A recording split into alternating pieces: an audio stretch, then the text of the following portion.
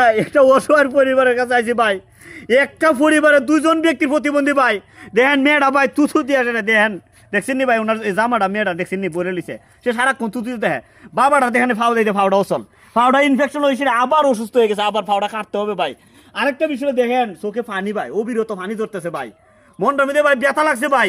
যদি আপনি দেখতেন আইসা ভাই আপনার বুকটা ফাইটে যেত গো ভাই।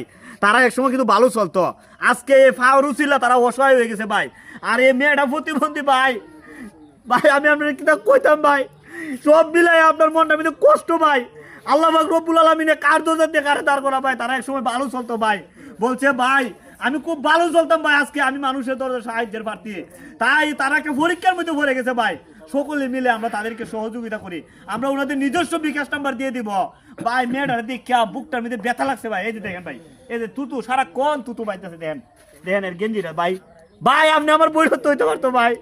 ভাই আপনাদের কাছে আমি করজোর অনুরোধ, আপনারা সকলে মিলে ভাই তারা সহযোগিতা করুন, পরিবারটাকে আপনি ঘুরে দাঁড়ানোর একটা সুযোগ করে দিন ভাই। তাই আমি ওনাদের বিকাশ নাম্বার দিয়ে দিব, সকলে মিলে ওনাদেরকে সহযোগিতা করুন।